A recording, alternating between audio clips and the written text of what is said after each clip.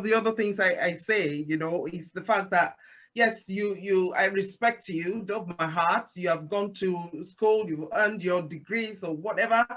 But regarding my child, I am the expert because you will do whatever you want to do and then you will leave out the door. I'm sitting there overnight, morning, day, afternoon, whenever I am the one there. So you can only say the parts you have read in the books, relating it to my child.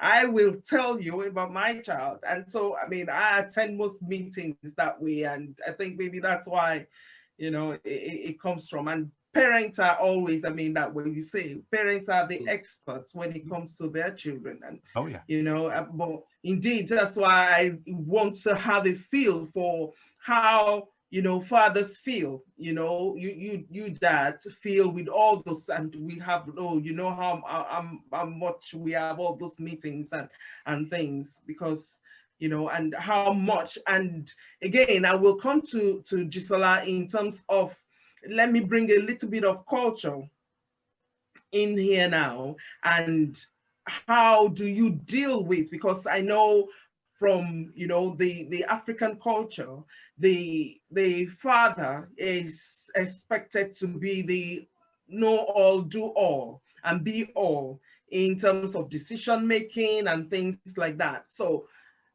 where is your own sense of culture in that regard? How do you deal with that aspect of your culture, of your person, and relation to what you're saying, like you were saying about the fact that, I mean, even some of the time they listen to your wife more than they want to listen to you. So how do you handle that in regards to the culture?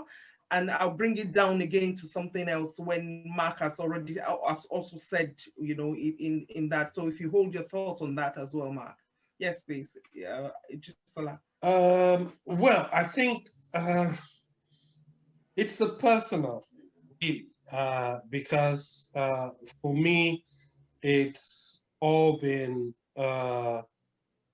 there's been a change from, I'm not going to say that I've discarded the culture. I think now that isn't what is ruling my life anymore.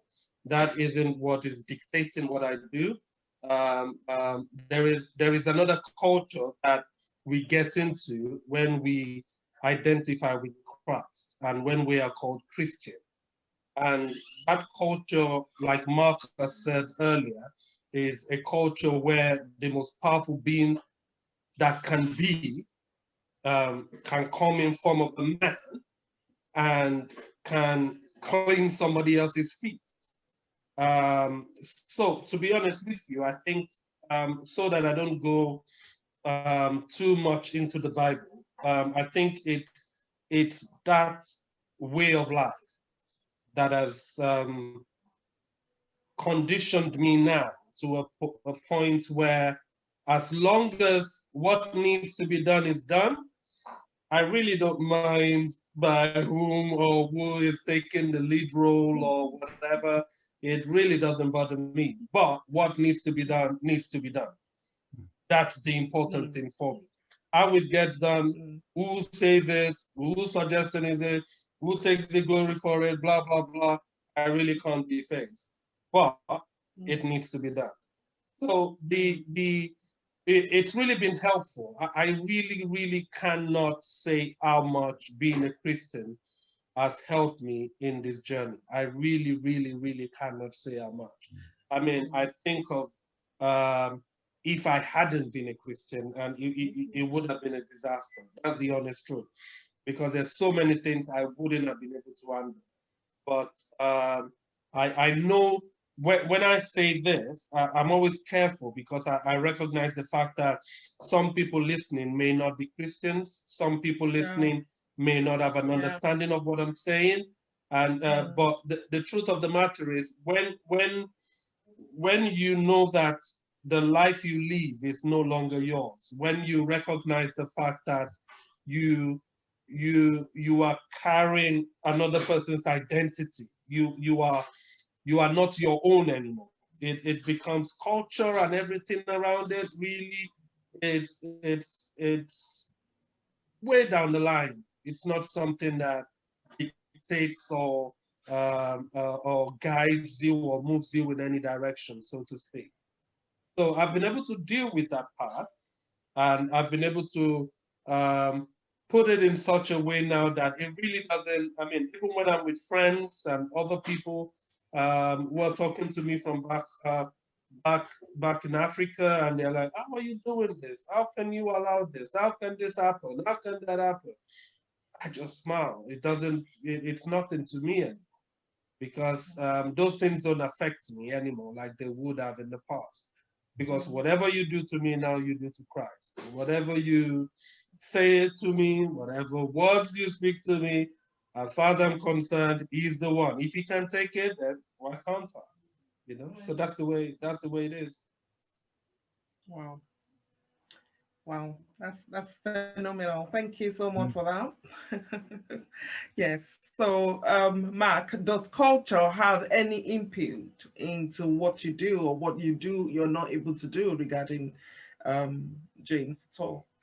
I don't think it has. It certainly doesn't have an effect on me. I think there is still a perception in society that the primary caring role is still the mother. And I think that is shifting slowly, but is still very much there. In 2021, with just progress that we've made in so many ways with equality, there is still, nevertheless, this perception that the primary caring role is for the mother of a child. So, that can be evidenced in when I'm turning up to those meetings that we've been talking about, and the waiting room for those meetings, because there'll be a whole bunch of them happening, at similar times, and there'll be lots of mums there, and I'm the guy, and I'm being eyed up suspiciously as to, well, why is he here,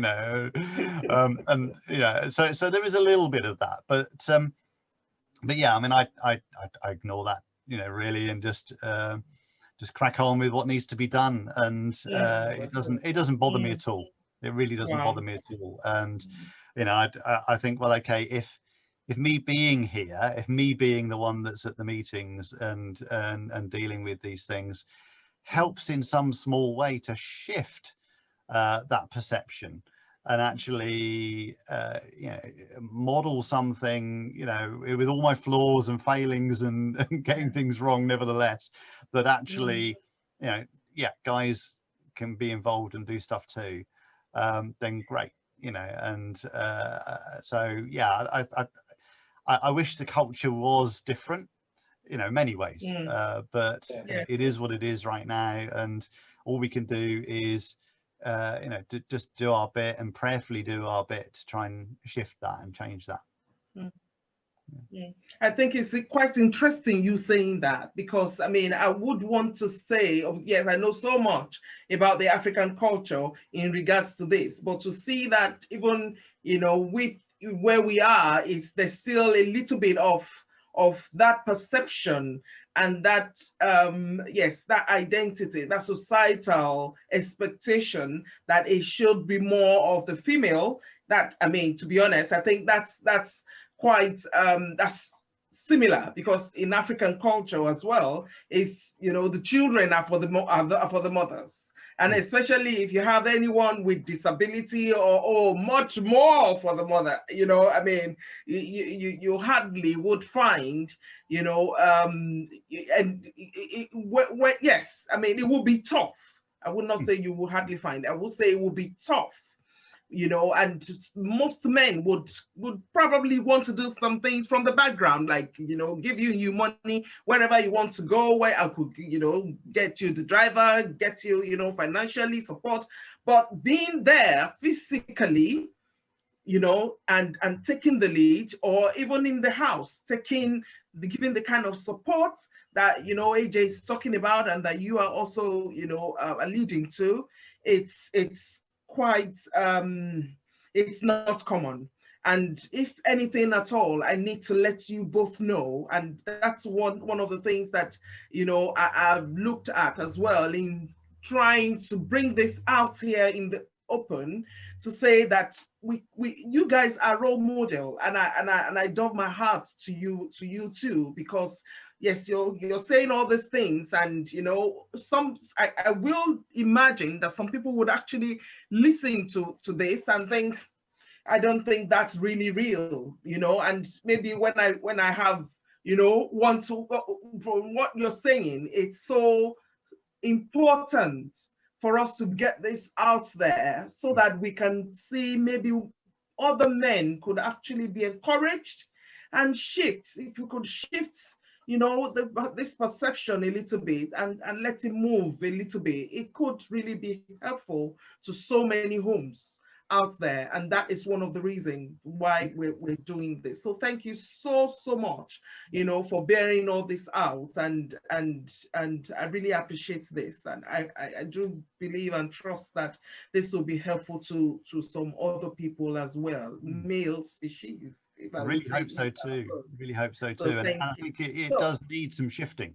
You know, it does need some shifting, and there's so many little things that show what that societal view still is that's out there. And I know that you know, at James's school, they will sometimes run different sort of training things. They'll get somebody in to do a talk and do some training that that parent carers can come along to, and it'll be at 10 o'clock in the morning.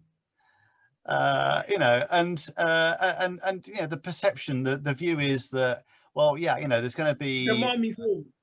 You know, a parent that's going to be coming to it because they're not working, or they're you know, their child's at school, so, and they're at home, so they can just come and do this training. And you know, time and time again, I've said, yeah, what about working families, you know, where maybe both parents are working, you know, and what about that situation? And it's like a blank look, you know, as if I'm just, you know, not connecting with their understanding of what, you know, parents, carers, you know, should be. And yeah, we just need to keep on keeping on and keep on trying to change that perception and change that view. And you know, it's important that we do. You know, here it's, you know, it's Team Arnold. You know, we as a team are working together to make things work for our family, and you know, that's all of us chipping in together and doing all that's needed to keep us moving forward and doing, you know, what we need to do and what God's called us to do. And yeah, you know, it's important that we get that message out there, that actually it's, yeah, you know, there are lots of different things in society that can conspire against parent carers and can conspire against dads that are in that caring role. And yeah, the more of us that are out there trying to change that, then yeah, the more likelihood is that it will change. And so we just want to continue, and that's really one of, you know, like I said, one of the major reason why we're doing this. So thank you so much. And I'm glad to say I'm almost letting you go now, but I know it's difficult to get you here like this. So when you're here, I better milk everything out as much as I can. And so I want to, this will be the last round, I promise. And is in regards to your personal, you know, your social life. I mean, yes, you've been saying all these things, but you have a life. How are you living that? How okay, let me start with this to say, what would your life be? Or how would your life have been different if you had not had, you know, a child with disability? Let me put it in that direction. What would be different about your life, the way you live your life? What would be different about you if you have not had a child with disability? Shall I start with who is going to start? I know this is a bit of a tricky one, so I'll let whoever is ready to start should kick on. Okay, so let me jump in then. I think for me, if James wasn't a part of our journey, then yes, there would just be less planning You know, so you know how, you know, for a lot of families, they'll say, hey, let's go out for a meal tonight. You know, let's go to the movies. Let's do whatever. And you just jump in the car and go. You know, that's not us. You know, that needs a lot of planning. That needs a lot of thinking. That needs a lot of, okay, you know, we need to figure out how all of this is going to work, you know, for everyone. And, you know, so maybe we'll plan to do that in 3 days time, you know, and get everything organized to make it, and even then it may not work, but, you know, we're you know, so I think there'd be a lot less planning and a lot more sort of impromptu, just doing stuff. But actually, because we have to plan, and because sometimes it still doesn't work and we don't manage to do the thing that we've been planning for, when those times come, when those opportunities to do something happen and it goes well, you value them more. You remember them, you savor them, because actually, you know, there's been so much that's gone into making that happen, that it means more. It really does. So, you know, if it, you know, now things like, you know, the theatres are opening up and, you know, and stuff like that. I live down in Bournemouth on the south coast. There's a great theatre in Poole, the next door town. My wife and I occasionally sneak out to go to something there, and we're like a couple of school kids that have snuck out of school, you know, and we're looking at each other and thinking, oh, you know, we're going to get caught in a minute, we're going to get told to go back up, you know. That sounds familiar. You know, and actually, yeah, you know, those times are really, really important and special. And we don't take them for granted, because we know how hard-earned they can be, and how much prep has gone into it. And, you know, we've got to get somebody to come and care for James whilst we sneak out to somewhere, and, you know, and we'll be there with, you know, how like in like cinemas and theatres, they don't want you to have your phone there, you know, but we've got to have our phone there because it might ring and, you know, we've got to leave and come back, you know. But actually most of the time we don't, you know, most of the time we get to see the whole thing, and it's great, and we have ice cream, and, you know, and it's just great. So yeah, I think we'd probably do more impromptu, just going out to stuff, but it wouldn't be as special as it is now, because of all that goes into making those times together, or a meal out or something. You know, it's just, yeah, they're hard earned and they're really valued. Is there anything and important? Yeah. Right. Is there anything you miss at all? I mean, sorry, this has been more direct. Is there anything you miss that you feel? Wow. Anything I miss?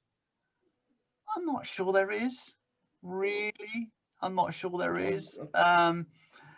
You know, I mean, there's so much stuff that we can fill our time with, isn't there? But actually, how much of it is valuable? You know, how much of it really matters when it comes down to it? You know, so I'm not sure there's a, you know, we don't really get to go on holiday. You know, we don't jump on a plane and go somewhere on holiday, really. Yeah, maybe that would be nice to get to do that.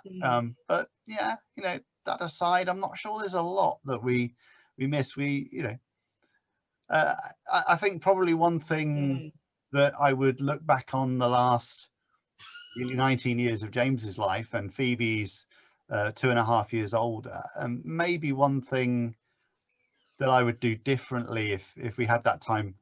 That was really the thing that we missed the most. You know, maybe is, yeah, not getting those times. But yeah, that aside, I'm not sure. You know, there's much that we miss.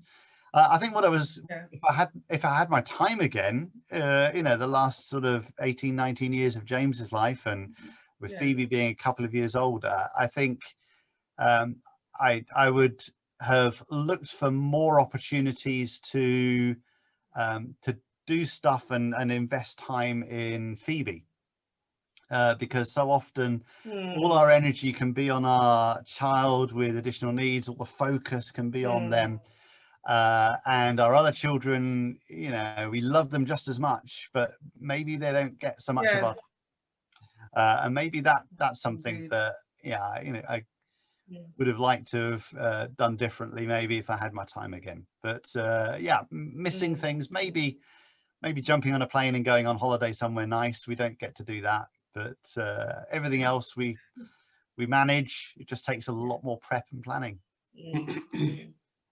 And that's part of the learning, isn't it, that we have, because you know, you get better with some of these things that you think, you know, and like you said, then the time becomes more valuable. Yeah. So just have you had time to process now? Well, I think my thinking wasn't really to get something, because I knew my answer right at the beginning.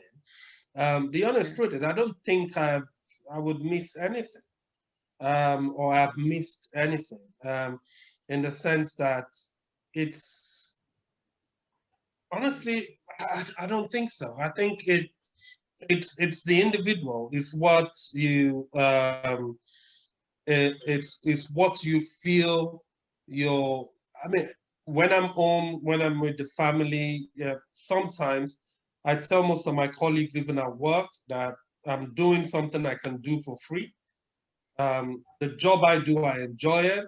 I mean, my caring role, I enjoy it. People go on holidays to enjoy themselves and to relax and rest. Take out the rest part out of it. I mean, I get every other thing. So it's like every day is like, honestly, I don't think I'm missing anything. Yes, I would have loved to spend more time with the other girls. Sure, I would have loved to spend more time with my wife as well. But I mean, in totality, looking at it, I don't think I would change anything, to be honest. It's been a yes, sometimes difficult, but it's really been exciting. I learn new things every day. I'm faced with new challenges. I don't know how people live without those challenges, really, because I wonder what the excitement is in life if you don't have them. Conquering one challenge after the other just gives me that extra buzz to go on. And the honest truth is, I wouldn't. I mean, I get sometimes people ask me, "Oh, would you trade this? Would you do that? Would you rather be here or there?" And I'm like, "No. I mean, I'm blessed where I am, and that's not me being speaking Christianese here. That's me really being factual. That I'm blessed where I am, and I feel blessed. I know I'm blessed. Would I have loved my daughter not to have special needs? Definitely, because of the pain and all that I see her going through. Of course, I would have. But would I change anything with this special, complex girl? Since it's not within my power to do anything about it? No. I mean, I'm just content where I am. So I think that's the word, being content where you are. And holidays, like Mark said, oh my days, when we're going on, I can't even remember the last holiday, but any talk of a holiday or a time out, you don't only plan, you also think about all you have to do to make it. The honest truth is, every holiday is like, it's even much more than work for me. Wow. Because I say that it's a lot of work, planning, and then by the time you go on the holiday, you end up ensuring every other person has fun. And then you are waiting, oh God, let's finish this holiday so I can get back to the real one, and then just go back. So it's for me, it's not something I miss. That's the honest truth. You need a holiday to get over the holiday. Exactly. You know, so going out spontaneously, that never happens. No, that never happens. You have to plan. And then, yes, like Mark said, when you do have those outings, they're memorable. You don't forget them in a hurry. And you learn a lot from those outings. And most of them, I can still remember them. I don't remember too many things, but most of them, I can still remember them. And the impact, that's what they are. They impact you differently every single time you get to do it. And I think it's one of the things that gives you a story. It gives you a story to tell. It gives you a story that people listen to and they're like, really, really, really. I mean, some people cannot comprehend it. And so when we tell the story, when we tell them that we're living through this, when we tell them that we're not faced by this, when we tell them that we enjoy life even in this. I was out with some colleagues at work. I think it was about 2 weeks ago. No, 2 weeks ago actually. And then we were just having lunch, and my other colleague who knew I had a child with special needs was telling the newer one that he doesn't know how I live, that every time he sees me and he talks to me, it's just, he can't understand it. And the other one was like, so why do you always do this? And he said, I have a picture of my daughter on my phone. It's my screensaver. And so he just grabs my phone and he shows it to him. And for the next 15, 20 minutes, this gentleman couldn't say anything. He just kept staring at me. I mean, it was like, he just kept staring. He was not part of the group anymore. I mean, we were laughing, we were talking, but he couldn't do anything. He just kept looking at me. And then afterwards, when we were walking back to the office, it was like, AJ, I didn't know you were going through so much. I said, what? Going through what? What? And then it was like, with your daughter and all that. I was like, no. I'm just blessed where I am. And he's like, you smile, you laugh every time. How do you do it? Don't you think that? And he was trying to get the story, and I was just laughing about it. And up till this morning, when he sent me a text message, he was still like, you're wonderful. And he still kept on like that, you know? So it's a thing of joy, to be honest.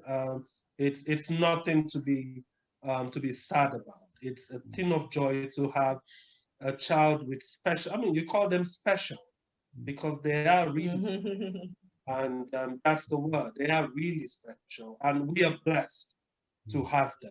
We are really, really blessed that God thought of us so highly that he placed special children in our hands.